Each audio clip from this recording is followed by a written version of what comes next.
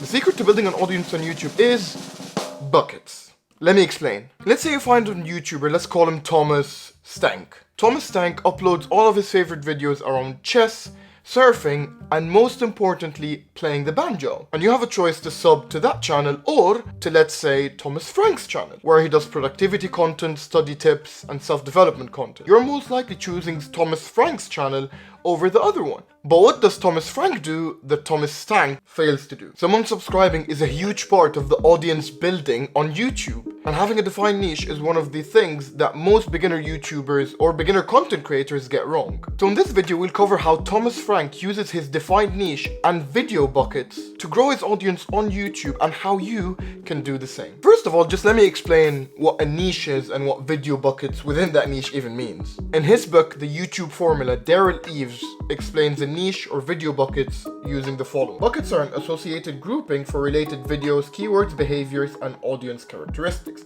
Each bucket is a similar topic or theme that appeals to your target audience.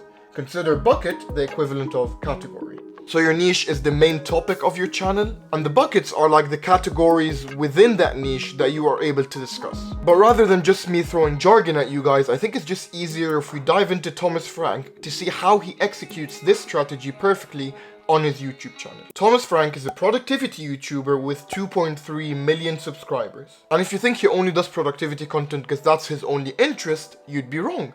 Because Thomas actually loves doing music, but doesn't post any of his music to his YouTube channel.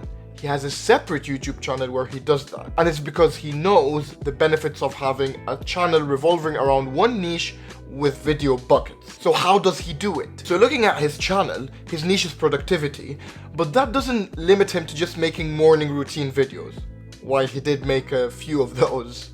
So through analyzing Thomas Frank's channel and videos, I was able to find that he has 5 different types of video buckets. Self-development content, because productivity is essentially trying to better yourself, so he makes videos like why you don't feel inspired, or about perfectionism. He makes videos about productivity tech, like the best noise cancelling headphones, or his iPad setup. He does book reviews to gain more knowledge around productivity, like Atomic Habits and Atomic Habits again. It's quite a good book though. His 4th bucket is productivity apps, especially Notion. He has an entire channel dedicated to deep dives into Notion. And finally, one of his earliest video buckets was study tips, like his survival guide to online classes or essential science-based study tips. Because for students and people who go to university, they're just trying to be productive while studying, so he cuts the middleman and just gives them very curated study tips. But you might look at this and feel like they're just random ideas. However, asking someone to subscribe to you or become part of your audience is a two-way thing. Your audience is giving up their time and attention for you to solve a certain problem for them. And if you can solve that problem better than anyone else, then they will become part of your community. And that's what a niche inherently does. Thomas Frank does so many things better than anyone else within the productivity niche, like his Notion templates or his study tips. So he has his unique selling point. However, you need to have a very specific niche to be able to be unique.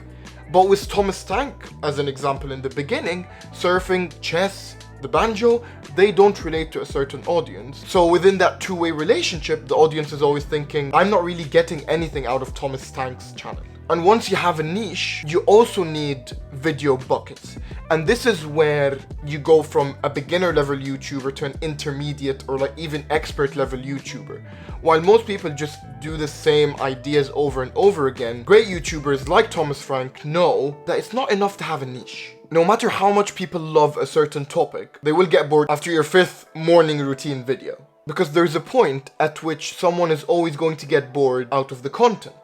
Some people might love to watch morning routine videos every single day, and some people just want to watch it once. So how can you bring in both to be part of your audience? So Thomas Frank creates different categories within the same niche. So if you're interested in productivity, cool. I got all these different categories of videos that you can delve into. If you love tech, perfect. If you get bored of tech, I've got study tips. If you got bored of study tips, I've got books. So the idea is that the person is interested in productivity, but might be interested in more than one aspect of productivity. It's like going to an Italian restaurant and you always love ordering the pizza, but one time you just don't feel pizza.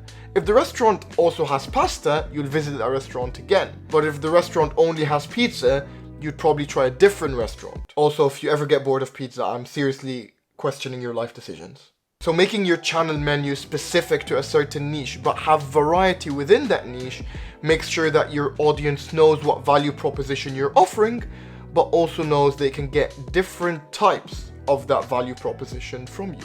This is what happened with most of the old YouTubers that made it big, doing a certain type of content. People just got bored and they didn't reinvent themselves or didn't create new video buckets to keep that audience interested. Just like an Italian restaurant, they only served pizza. So here's a few actionable steps you can take from this video. Look at the type of content you're making or want to make and define its niche. After you define its niche, do some competitor research to see what your competitors are doing within that niche and try to identify their video buckets. And then start thinking of your own video buckets and start populating those. But if you're stuck within any of these steps, feel free to drop anything in the comments and we can workshop together to find your niche or find your video buckets if you need. And if you're looking to grow an audience or grow on YouTube, I'd recommend subscribing and recommend watching this video where I show you how a creator approached an existing niche and made it his own. I'll see you guys in the next one.